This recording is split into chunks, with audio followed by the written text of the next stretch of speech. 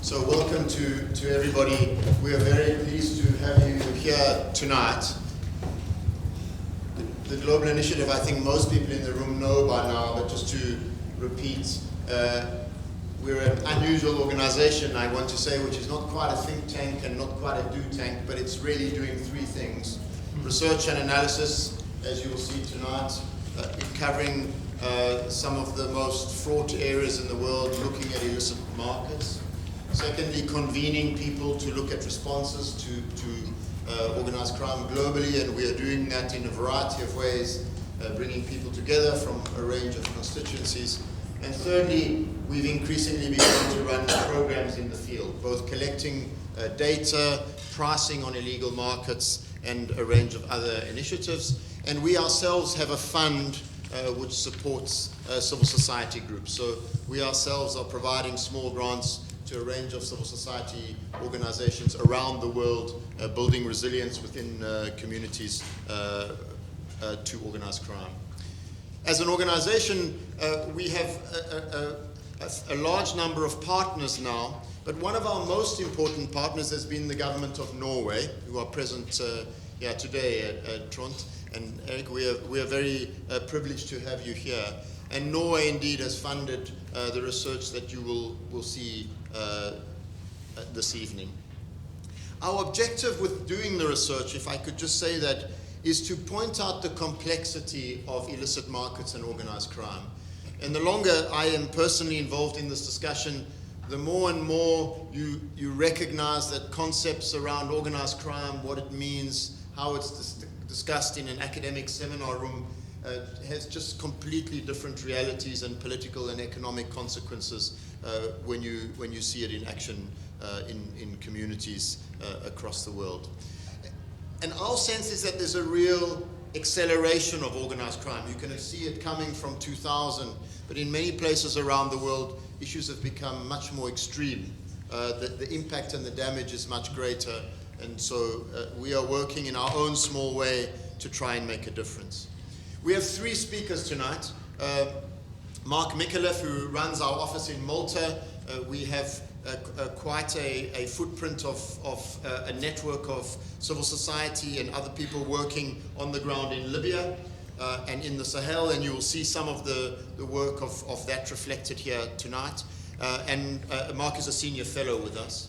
And then Raouf Farrah, who's a senior analyst, originally from Algeria, very good knowledge also of the Sahel. And there are four names on the report, but these two gentlemen have led the research with our network in the wider Sahelian region.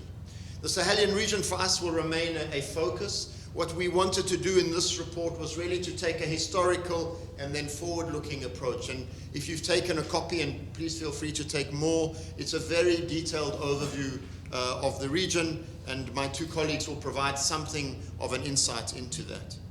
And then we are very privileged to have a representative of the Department of Peace Operations, Garima Bhatnagar, who's an Inspector General of Police, originally from India, but of course working at the UN.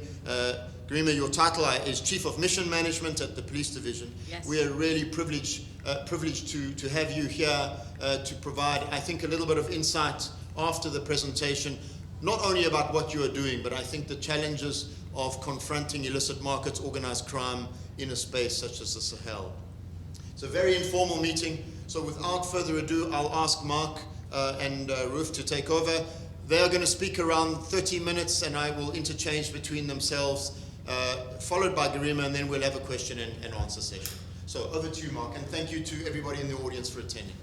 Okay, I want to start without belaboring the point, but I want to start to talk a little bit about the geography, which I think is important.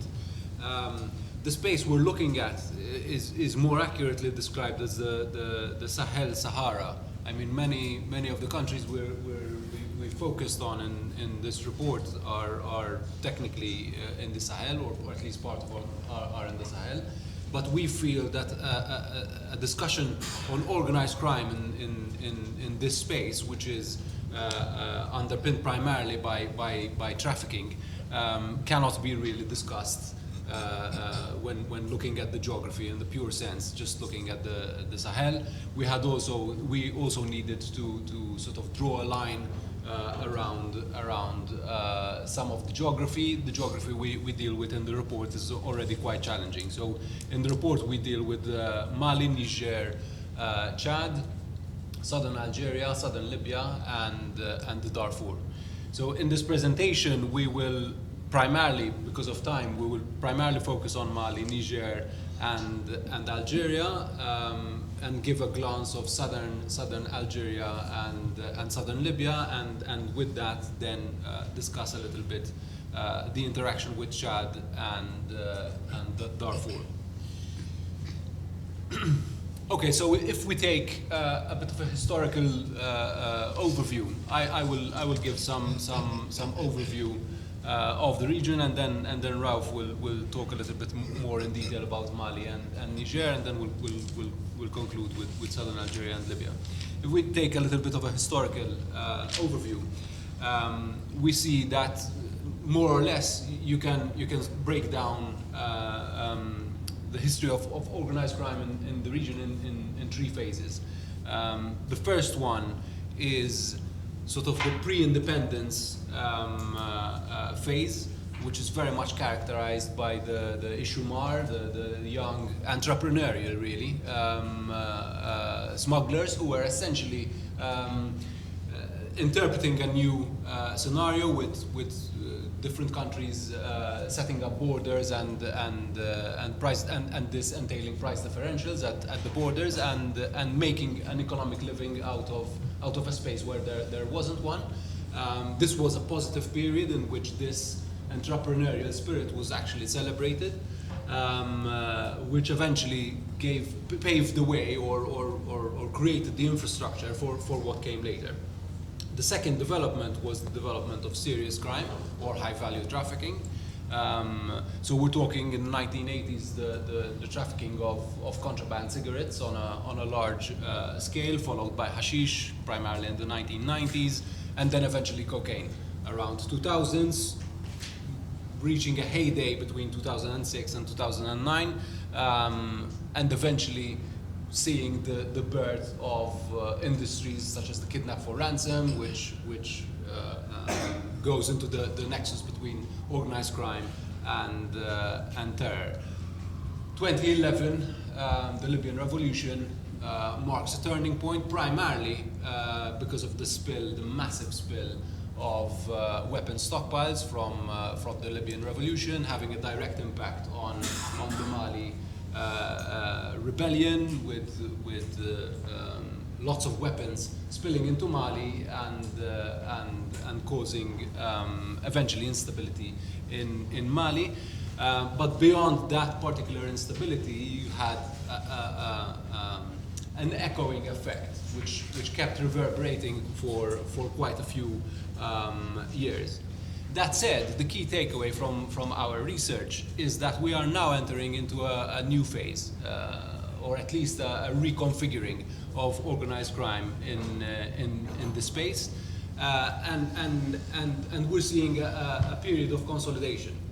And this comes primarily from two factors. One of them is, if we had to look at purely the flow of weapons and the impact that's had on organized crime in this space. The flow of weapons coming in from Libya has decreased substantially over the past 3 to 5 years. The primary reason is that it's dried out. There's actually a shortage of some weapons in Libya, and not just small arms, but also heavy arms. Where weapons are sought after, and this shortage is having a direct impact on some of the conflict in Libya currently, but also the effect this has had then on various markets, coupled with the fact that there's been a ramping up of securitization across the region, partly in response to terrorism and partly in response to the effect that the Libyan revolution and the Malian rebellion have had on the region, principally, and we'll talk about it in Algeria, but also in Niger, Most of it focused on irregular migration, but having an impact beyond that, and also the counter-terrorism activities taking place in Niger, and to a lesser extent, and bordering into the predation economy in southern Libya. I think I'll switch over to Raouf, who'll go into a little bit more detail about Mali and Niger. Thank you, Mark. If you want to discuss about, organized crime in the Sahara-Sahel space, Mali is probably the best case to exemplify this reality. Organized crime in Mali is not just a for-profit business. It's a whole system of governance which is deeply entrenched into local lives and the life of armed groups, basically. So organized crime, if we want to summarize it, it's kind of the Mali's hidden war currently. There's a war in Mali, and everyone knows about it. But there is also a hidden war, and it's a war about organized crime, especially narco-trafficking. So before 2012, there are multiple criminal enterprises in the north. But the period post-2011 marks a sort of adaptation and reconfiguration of actors. Basically, what we have seen is that most of drug trafficking networks switched from alliances with corrupt authorities in the north and jumped into alliances with armed groups, but also jihadi groups in the north. We've seen this in Gao, in Kidal, but also in Timbuktu. With time, these non-terrorist groups, they were legitimized through the peace process.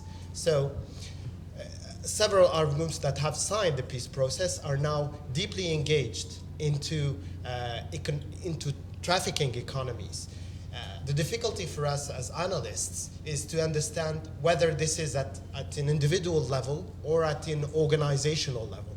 Is it in the name of their organization, or is it in the name of the groups themselves? And that's a point that we detail in the Mali country assessment if you look at the report. Despite the fact that today we see that securitization and instability, those are the two main factors impacting northern Mali. Despite these two factors, the economy remains as it is. I mean, the economy has shrinked very much, but there is a very competitive market on hashish, which is more democratized than cocaine.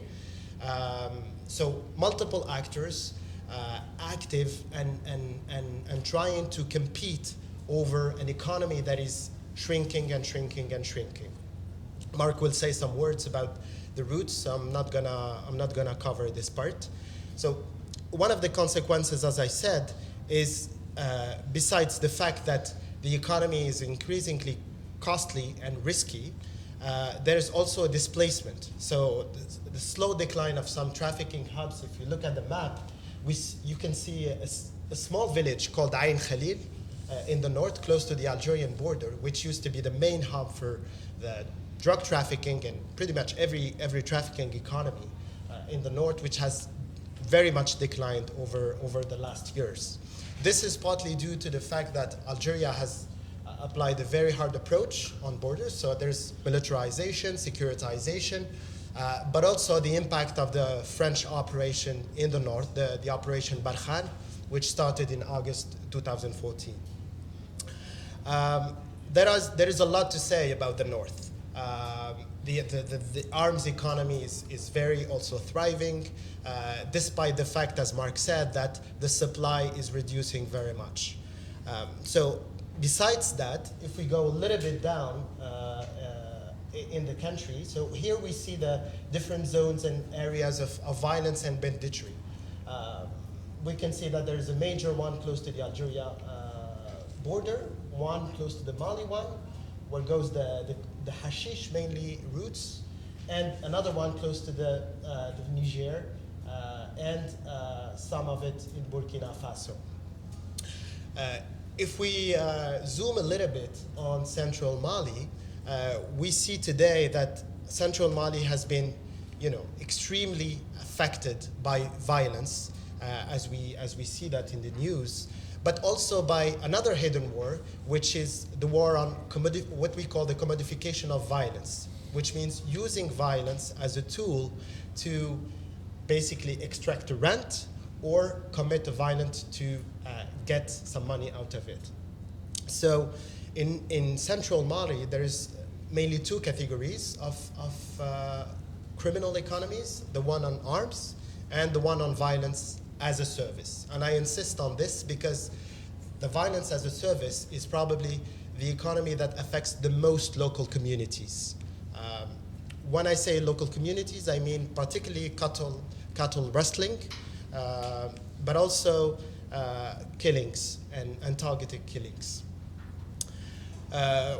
Another development that we mention in the report is that we've seen an increasing crime effect happening even in Bamako, the capital, which was pretty much isolated from that since the last terrorist attack. This happens in 2018, but also in 2019. We've seen killings, especially in the outskirts of the city, in the north and especially in the northeast. So that's something also to keep in mind. So Mali, as we can summarize it, is wholly affected by organized crime. The situation in Niger, for probably neophytes, seems maybe similar, but it's quite different, very much different. In the northern parts of the country, blows to human smuggling and artisanal mining between 2016 and 2017 destabilized the north very much and contributed to a new phenomenon, which is the rise of banditry. This is due mainly to two factors. The first one is the war on human smuggling conducted by the Nigerian government and also the closure of one of the main source of revenue for local communities in the north, which is the gold mine of the Jado Plateau, the Jado Goldfield.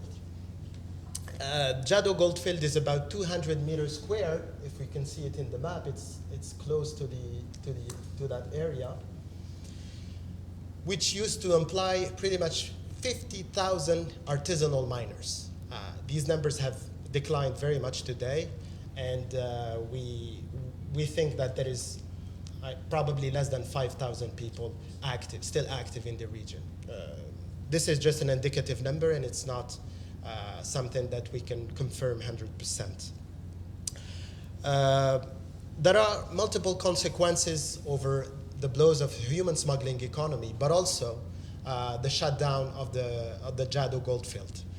The first one is that there is a reorientation of parts of the human smuggling industry into deep human trafficking economies. So we've seen this in West Africa, but also in the Algeria southern capital called Tamanrasset. Many networks from the region of Zinder in the south of Niger use children for begging and use them in the begging industry in West Africa's capital, but also in southern Algeria. And this is one of the main issues today between Algeria and Niger about refoulement operation, etc. I won't detail on this, but I'm happy to discuss it later. The second one is that multiple former smugglers converted themselves into a new economy, which is the tramadol economy and the counterfeit medicines. So tramadol is really an issue in the Sahel today. It's a major public health issue. And many of the smugglers in the north see the tramadol economy as an opportunity because, one, it is a low risk activity. Second, there is a demand in the region. And thirdly, this is because the supply also is completed, basically. So drug smuggling surged in the past year, but has completely boomed over the last, I would say, 3 to 5 years.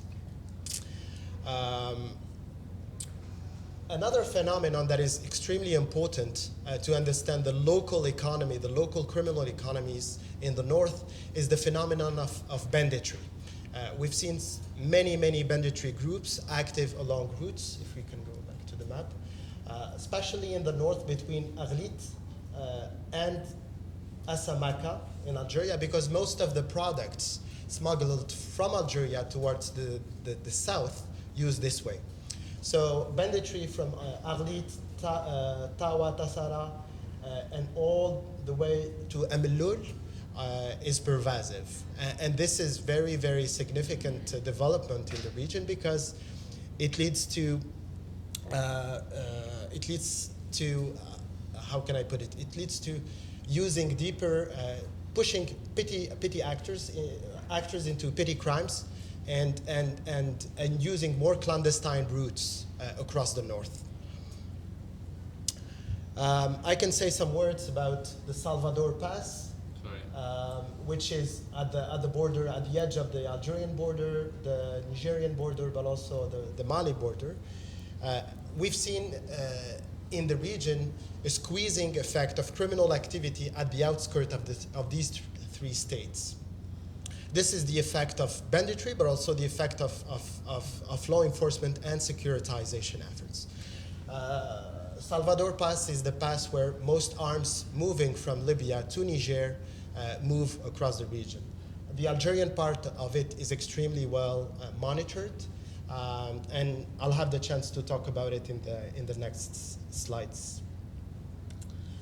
So this is a picture we took a few months ago at the border of Algeria and Niger, and you can see the multiple vehicles smuggling goods, hashish and others, between Algeria and Niger. This happens at a place called Al Akla, which is basically an open-air market in the middle of the desert while smugglers gather. There is a whole section on this on the report. And Akla basically today emerged because other smuggling hubs, particularly in northern Mali, have declined, such as Burj Baji Mukhtar, for instance.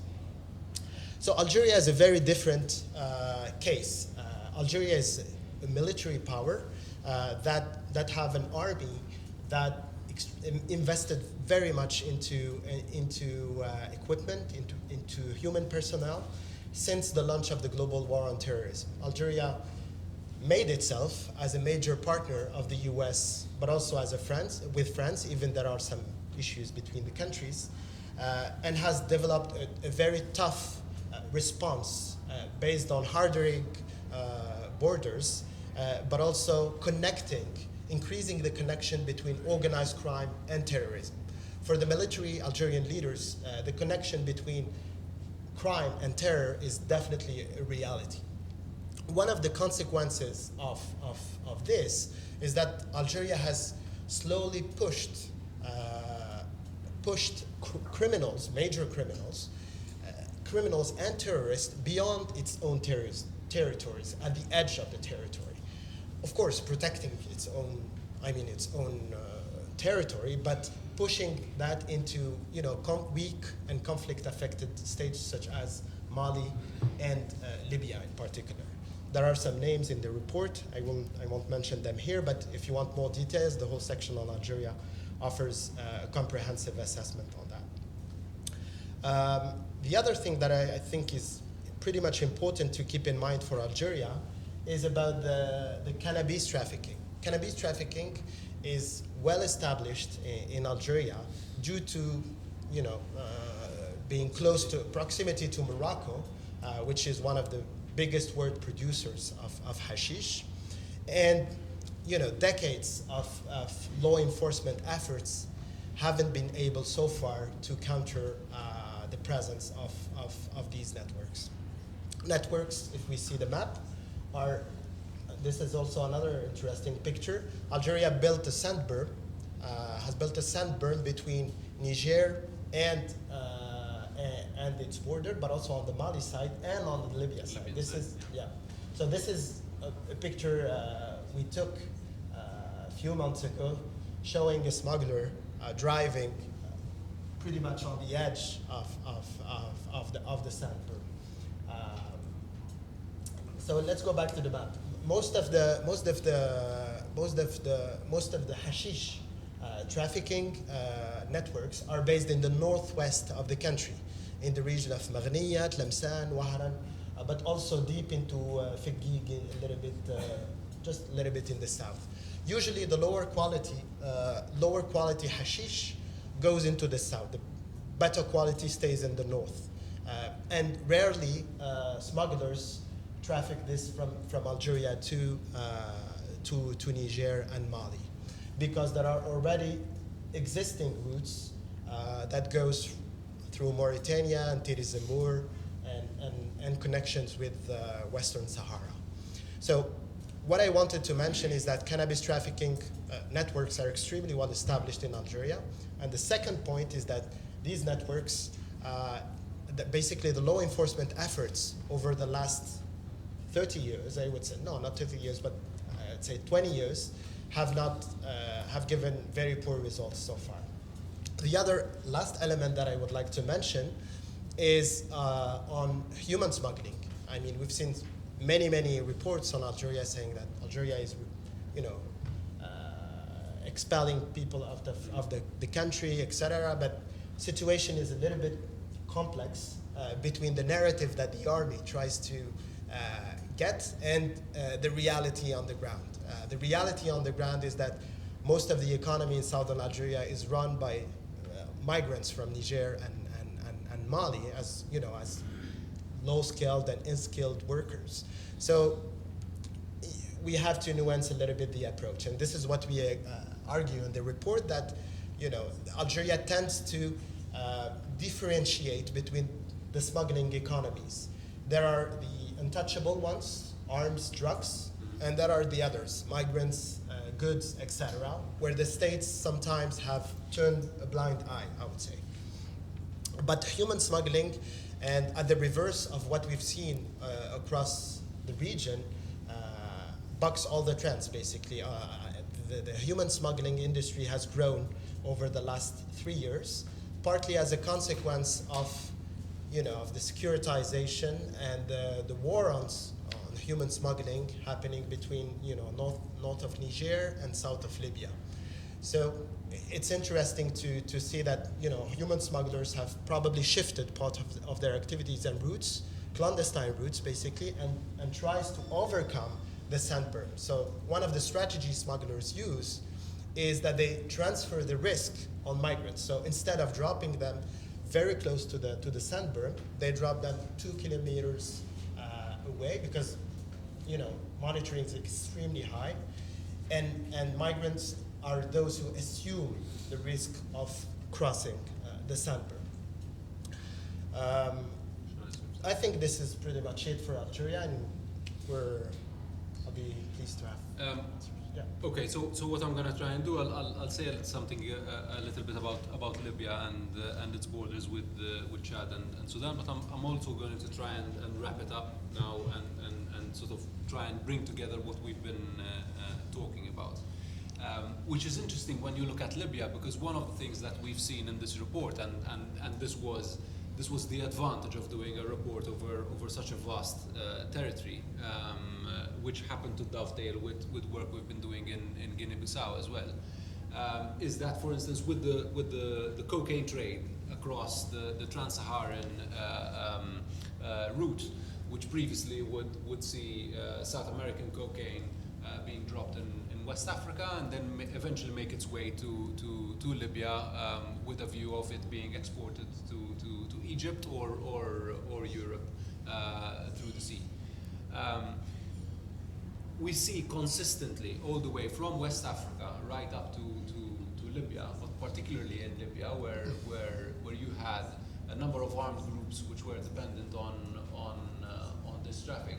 We see a shrinkage basically of this movement of cocaine through the Saharan desert, and the reason for this shrinkage is exactly what caused the expansion of organized crime in the aftermath of the Libyan revolution. So when you had that collapse of law and order, you had basically several armed groups getting out and cornering bits of territory, and then basically building a protection economy around that territory. That made the process more unpredictable and more expensive.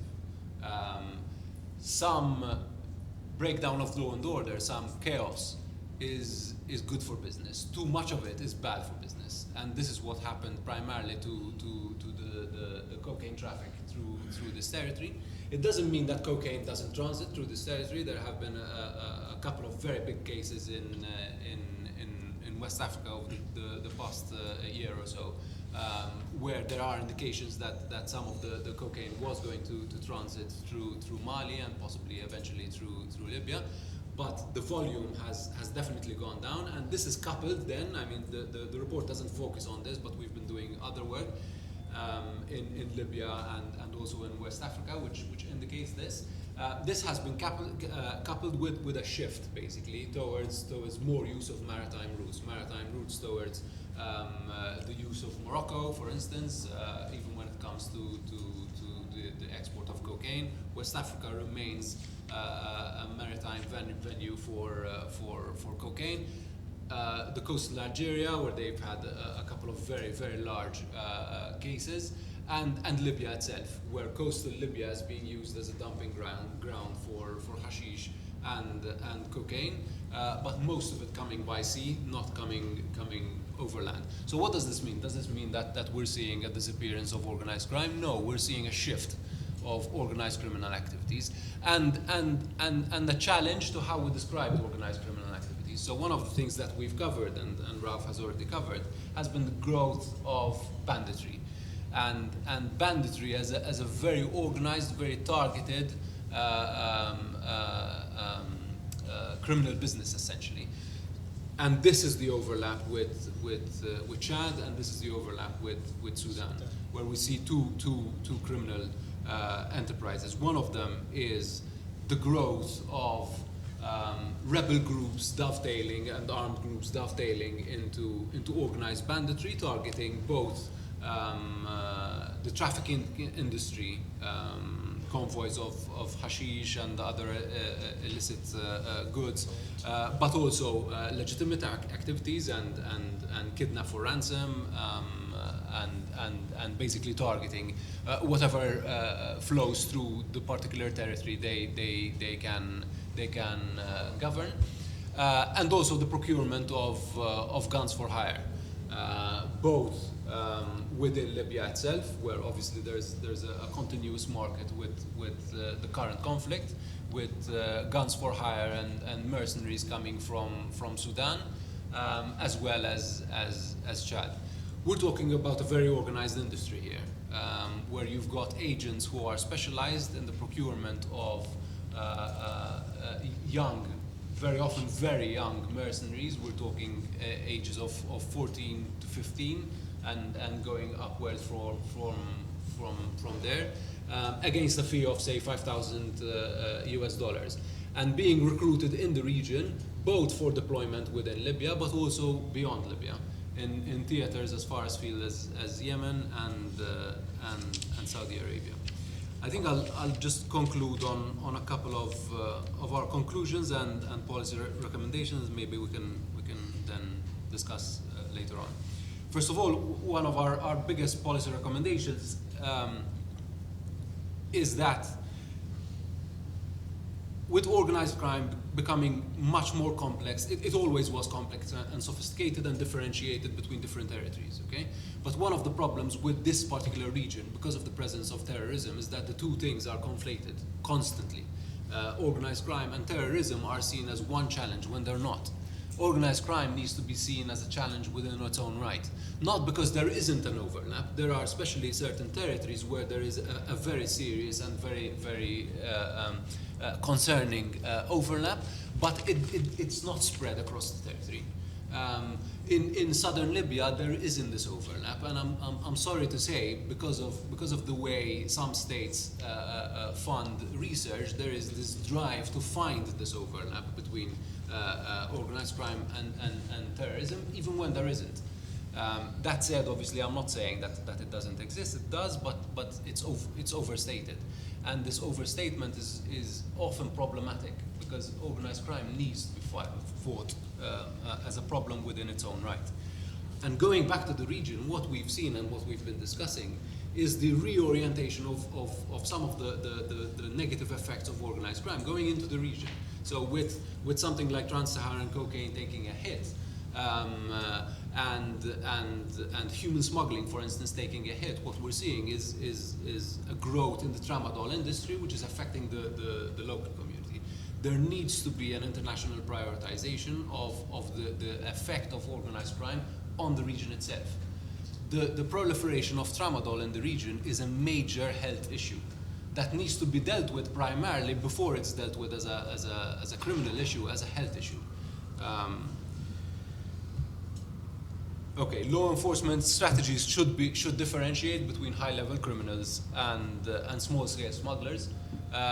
Unfortunately, with the drive there's been on the criminalization of human smuggling, this has not followed with a strategy that sort of mitigates the fallout and makes this distinction between small-time smuggling and more serious crime.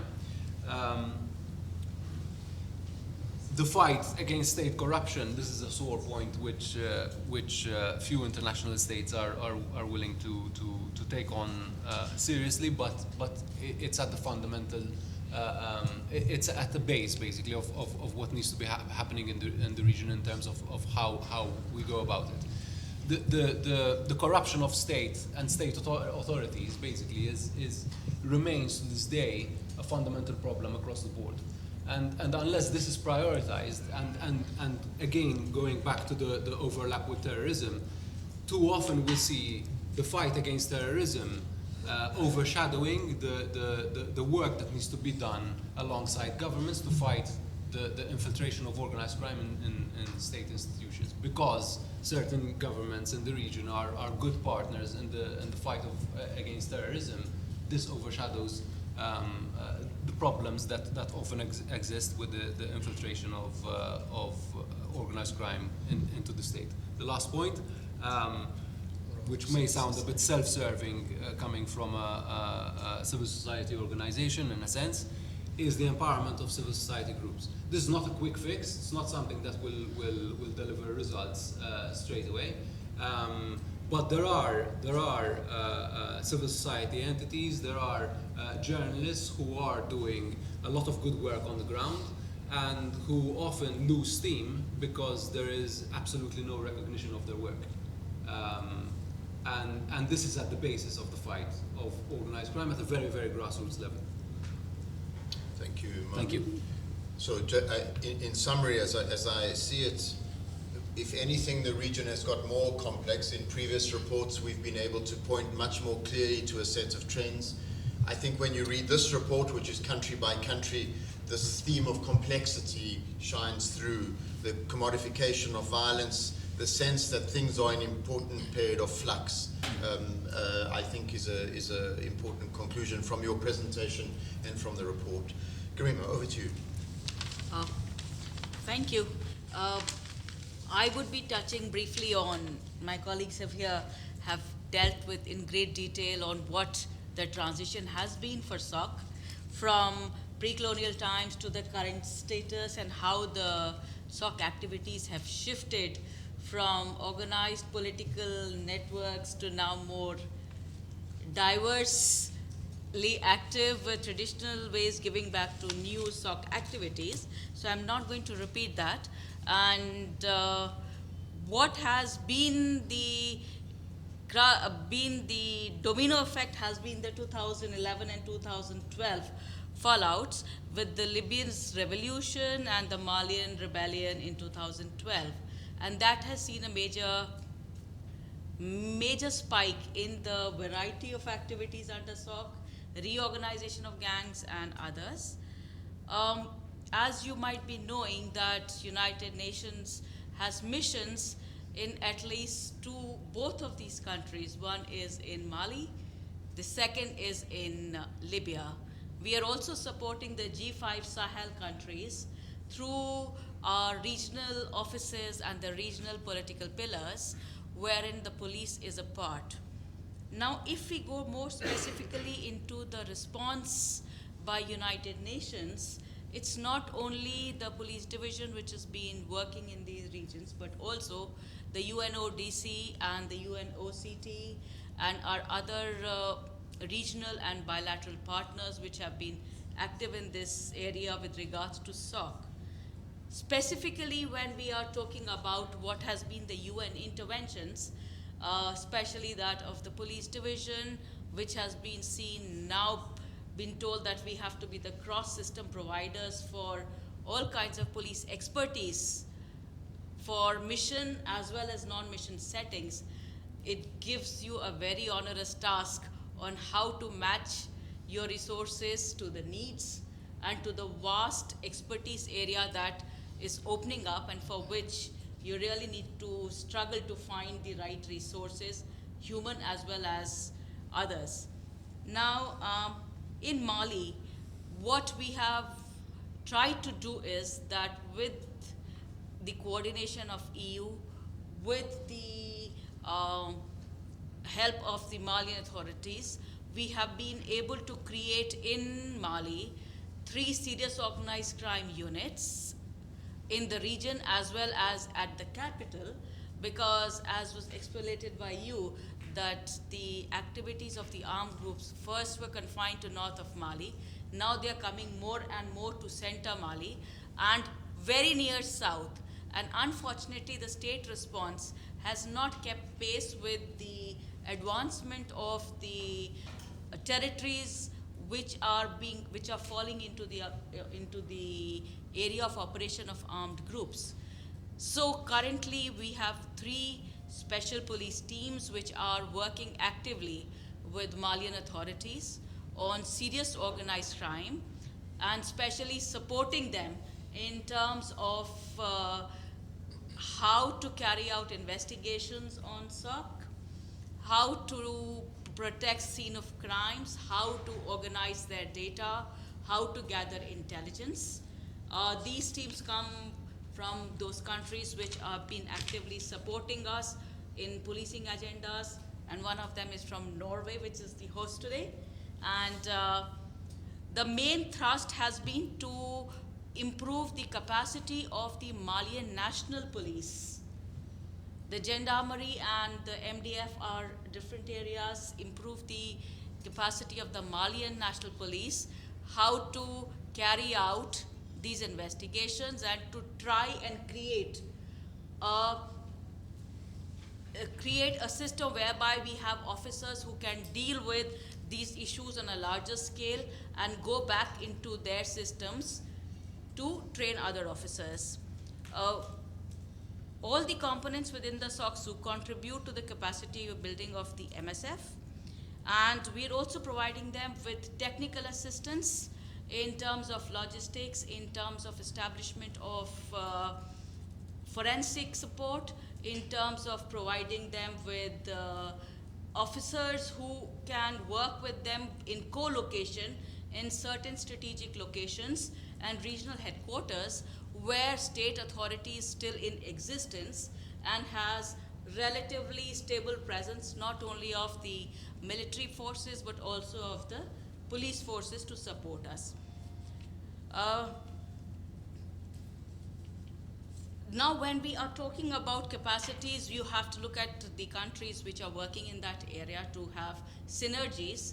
So one of the SPTs that we have there with the Norway has also got a French element into that, because the Balkans are also working in Mali and the G5 Sahel. So in order to have a common approach and a coordinated approach, there have been efforts to ensure that the support that we are providing is also supported through the SPTs, wherein the SPTs develop the police strength and they are also able to coordinate with their other bilateral partners and the host state authorities in order to have a common and integrated approach in Mali as well as in G5 Sahel. In Libya also, we have a mission, but unfortunately because of it not being a full-fledged mission, it being more a political mission to bring the parties together. The intervention of the police is limited to creating an environment of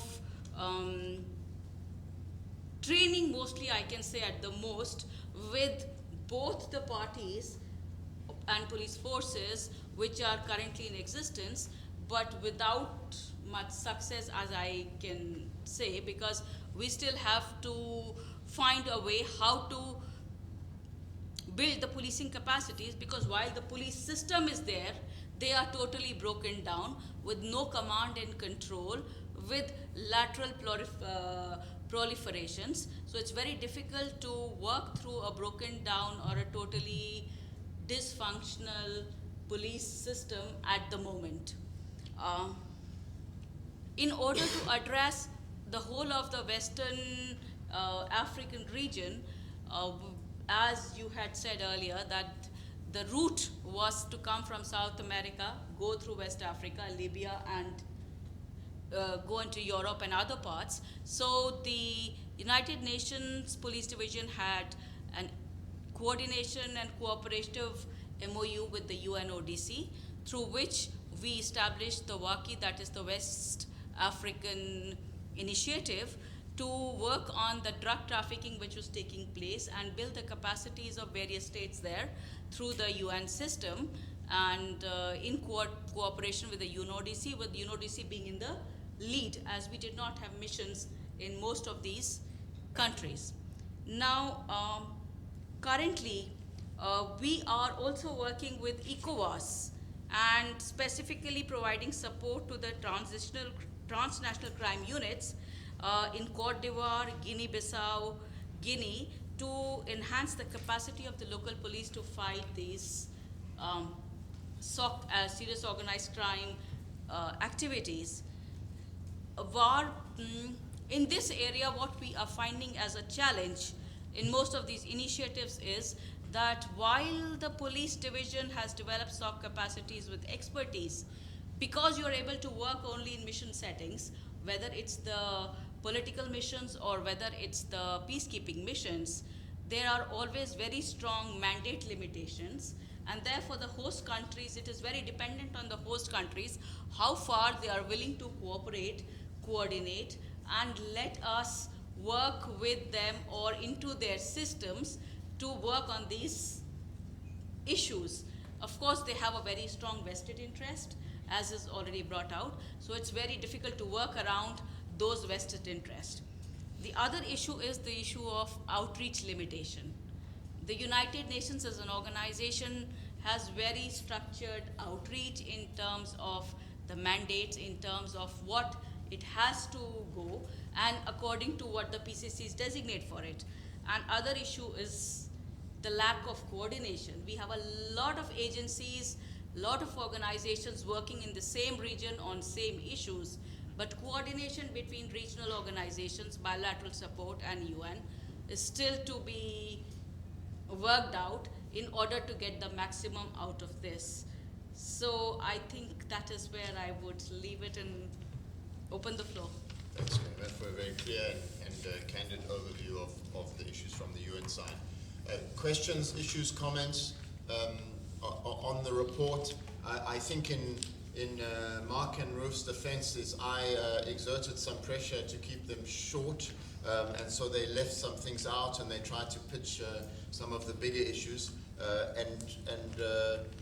again to highlight the degree to which the report covers country by country and has a focus on particular trafficking regions and areas, and it's really worth a read to dip in and out of different components of the report. Any questions or comments to any of the three speakers? Hello.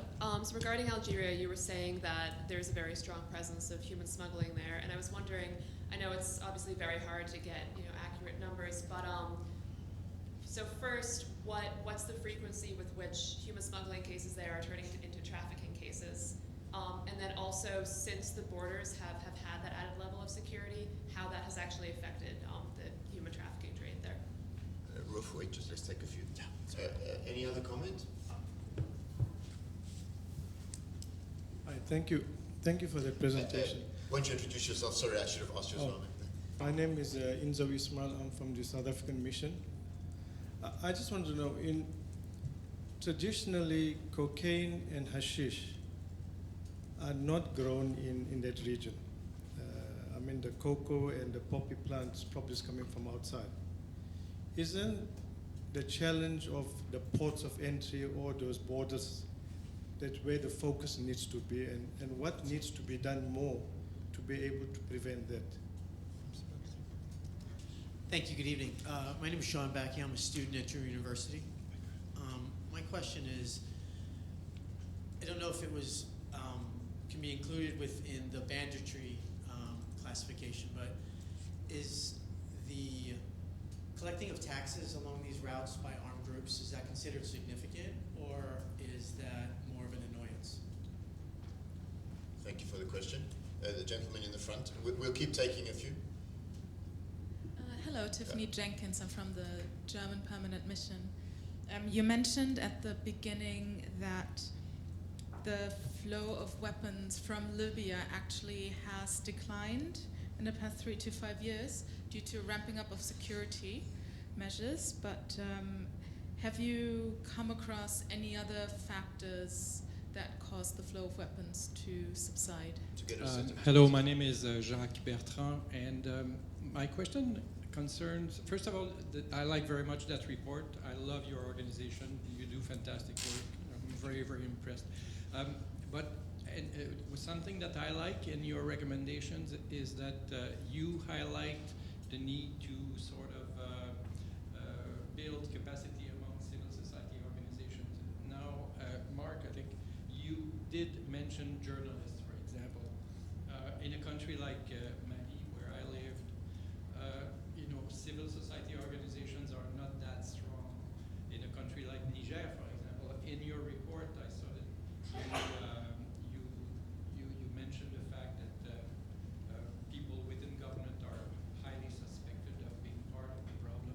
I'm not sure if you say so about Mali, but what would be the profile of civil society organizations that you would like to see participate more? And that's the first part of my question. The second part is how do you deal with the silos? Organizations work in silos. Thank you. So we'll respond to those questions, and then we'll have another round. Marcus, over to you. Or Garima, do you want to? Why don't we start with you very quickly? Is there anything there you want to specifically respond to? Not really at the moment. Thank you, Mark. Okay, let me just start with this last question because it's broad enough to start touching on some of the other stuff. So I think if we're going to talk about civil society organizations strictly, the problem of silos is also a problem of capacity.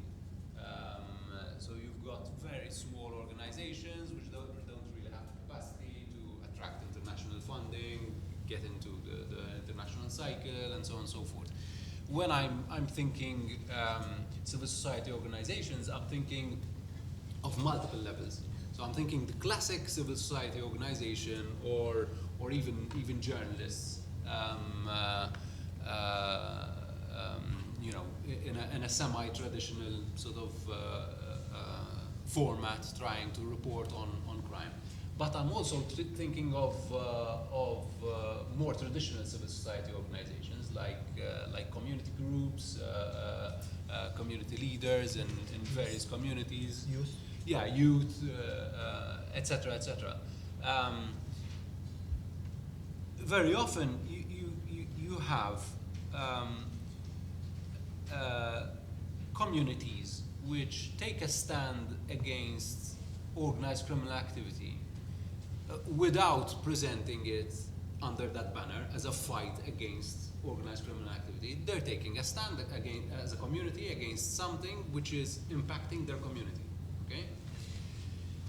Sometimes they manage through their own networks and their own connections with the political system to get things their way. Very often they're abandoned to their own devices. And when this happens, that momentum, which can sometimes be carried on and perhaps exported to other communities, is just lost. And that's the problem. So that's the kind of profile I am talking about. Even with regards to journalism, yes, in Mali, journalism is fledgling, so to speak, to be diplomatic in a sense. But you have to start somewhere. I started by saying that this is no quick fix. So empowering civil society is not something that's going to have an immediate impact, and it's not a replacement for law enforcement. So law enforcement, if we look at the Algerian example, law enforcement, certainly seen from the Algerian perspective, has had an impact, a significant impact on a number of levels. Okay. The problem is that very often they've pushed it outside of their borders into areas where there is no law enforcement or very weak law enforcement. So there's a problem there. I'll just take another couple of questions and I'll let Raouf deal with the others. The flow of weapons from Libya. The flow of weapons from Libya has declined, not because of law enforcement principally, but because there is a shortage of supply, basically.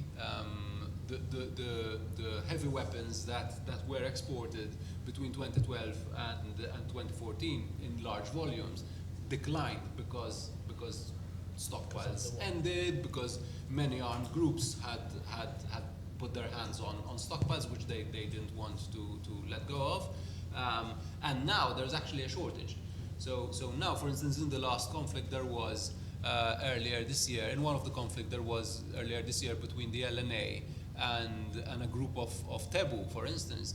The Tebu were outmaneuvered because of the sophistication of the weapons that the LNA had in their attack. I know that there were at least two Tebu militias that were on the market for guided missiles, and they just couldn't find them.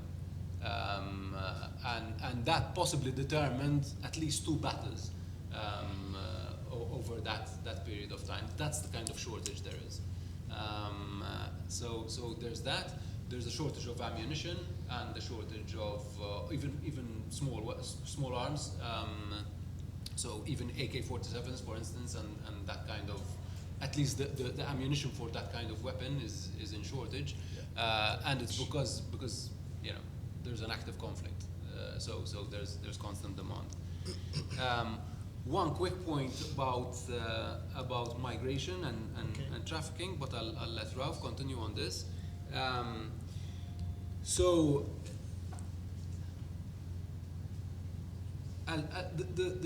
There has been a displacement. There's no question about that. So there has been a displacement from Niger and more geographic displacement from the central Mediterranean to the western Mediterranean. Part of it going through Algeria. Okay. What we were talking about in terms of the conversion into trafficking, it doesn't just concern Algeria. It concerns the whole region. So, for instance, one of the things that we've been seeing in Niger has been the shifting of smuggling networks that previously transported migrants into Libya, moving on to circular migration. So these are Nigerian migrants wanting to go to Libya, for instance, spend 2-3 months working there and then going back home. Okay. This has historically, a part of this circular migration has historically worked on the back of credit. Okay, so I'm a migrant from the south. I don't really have the money to go to the north to work, so I travel by credit. Okay, this has worked relatively trouble-free for a number of years. Okay. After the revolution, this system started being corrupted. So people who would travel on credit end up in situations of extortion. They start being tortured for money, etc., etc. Now, what we've seen over the past 2-3 years since the criminalization of human smuggling in Niger has been that more smugglers have been targeting Nigerian migrants wanting to go to Libya, and there is a lot of opportunity for these migrants to end up in these situations where they end up in credit houses, where they are extorted, where they're tortured, where they end up in indentured labor situations, which are either purely endangered labor situations, but where the agreement of how long they have to work to make up for the credit is not clear, or bordering into slave labor, where there's just no end to. So that's the sort of shift we're talking about, where you've seen a market collapse, literally collapse, and one slowly rise. One doesn't compensate for the other, but still more incidents of trafficking. Yeah, so if I may continue on human smuggling at the Algeria-Niger border, the big statement is that human smuggling from Niger, from northern Niger to southern Algeria is increasing. That's a trend we've seen over the last 3 years, I would say. Now you've asked how many people move across the border. If I'm not wrong, how many people are moving, and what are more just how many of those cases then turn into trafficking? To trafficking cases. This is a very complex and difficult question, but according to the Algerian government, they've declared that there is about 500 people trying every day to cross the southern border of Niger and Mali.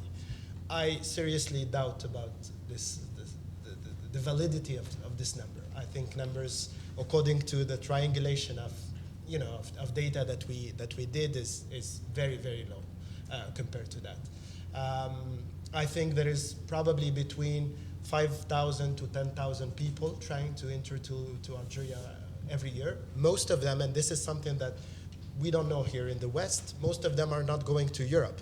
Most of them are staying in southern Algeria, and not even in the north, since this hard approach in the north. In the south, situation is very different.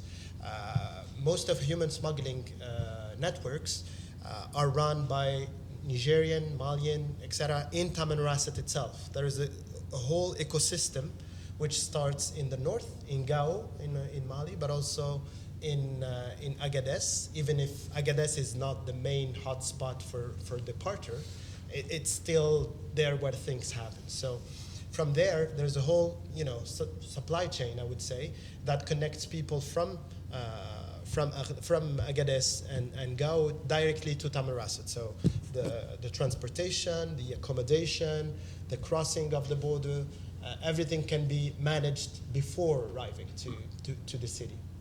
So how many cases of human trafficking in Algeria today? According, again, to the Algerian government, they apparently saved more than 4,000 people from December 2014 to today, due to they've signed an agreement with Niger. Algeria and Niger signed an agreement on returning basically people exploited, because this agreement itself takes its origins in this situation of human exploitation of the bagging industry from Zindera, as I said, from the south. So that's what I think is about. On the question about the ports of entry and how to deal, isn't it better to deal with hashish smuggling and cocaine smuggling at the port, so at the beginning of the supply chain, or at least at the intermediary level? First, I think the situation is very different between hashish and cocaine. Hashish is historically, it's an economy that is deeply entrenched into the regional circular illicit flows moving between the Maghreb and the Sahel. These networks are very, very well established. They are very well connected. They have annexes. They have people that they can need everywhere in the Sahel. So from Mauritania to southern Algeria to Western Sahara, and it goes up to Chad. I think the only solution for that, and that's what the Moroccan government has tried to do, is to kind of reduce the areas of cultivation in Morocco. But this is also a complex issue, because hashish economy in Morocco is based in the north, which is the poorest region of the country. So it's really an important part of the economy of the north. So and it has been a very complex situation in the Rif. The region is called the Rif Chefchaouen, Tintagouin, etc. So reducing areas of cultivation could be one of the solutions to control or to limit this trafficking at the beginning. For cocaine, that's another issue. That's I mean, it's a very much bigger challenge. UNODC, and Mark probably knows much better than me on the subject, has a program on port control in South America. So it's something that we don't talk a lot in Africa, but there's many seizures that happens immediately at the ports in South America.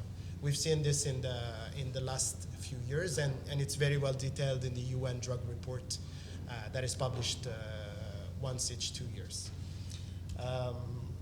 If I may add quickly, mostly on hashish, because even further down the route, cocaine is a completely different problem. I mean, even if you're looking at both Mali and say Libya, for instance, and even Niger, really, the cocaine trafficking that still happens is really top shelf activity, which is in the hands of the more specialized and better armed of these groups. So there we go back to the armed groups that are part of the Algiers peace agreement. We go to the biggest traffickers in southern Libya, and actually some of the military entities that have ambitions for Libya. Earlier this year, we published a report on the predation economy in eastern Libya, and there are consistent reports that some of the high-level hashish transiting through southeast Libya is being done by armed groups very, very closely associated with the Libyan National Army. From fieldwork we've conducted in the West, for instance, in the period where there was the third force controlling parts of the Southwest, that was very much the model they were adopting, and that's what we conclude, basically, that when you have these large military entities, basically what they're trying to do is replicate the Gaddafi model, where they control a large area through a patronage system that allows different armed groups to traffic. With regards to hashish, at least at a small scale, there are opportunities for igniting areas in the Sahel that to this day have not been harnessed. Artisanal gold mining is one of them, for instance. I know that the World Bank has been doing some stuff in Niger, but it's been slow in coming. We haven't seen the results of it. Northern Niger, with the closure of the Jado plateau gold mining activity, Northern Niger has seen at least 50,000 workers ending up without employment over the period of a few months. If this had to happen in any developed country, you would have a national catastrophe. Everyone would be writing about it. The news reports would be all over it. And there was no replacement for this. So you have a sudden shock in the system that has no replacement.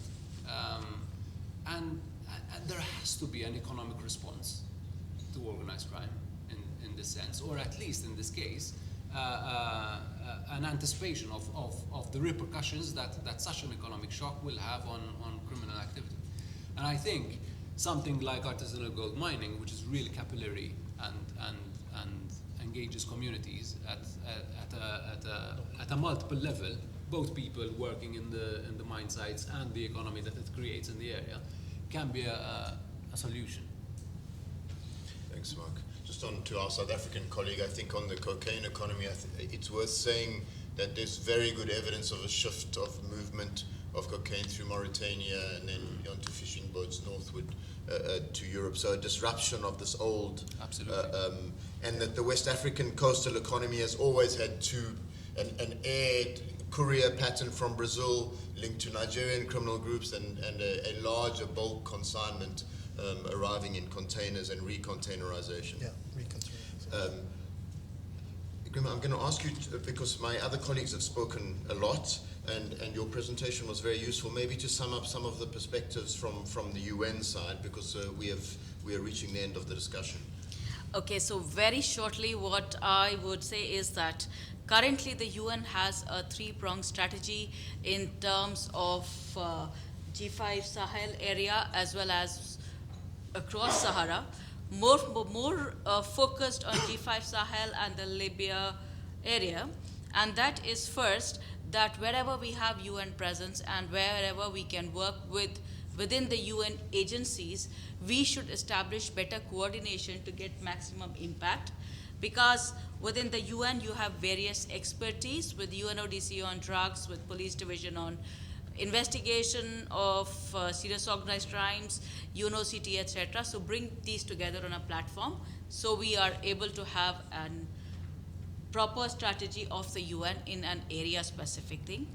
Second is within the police division to develop the capacities of the host police nations to tackle these issues on investigation, on border control, on intelligence-led policing, on intelligence on criminal networks, so that they are able to take care of their territory and expand their presence. And the third, of course, is to work with various regional organizations, for example, in Africa with the EU as well as the AU, to coordinate in such a way that we don't overlap and we try as much as possible to build up synergies to deal with the issues of serious organized crimes, drug trafficking, human trafficking in a coordinated manner.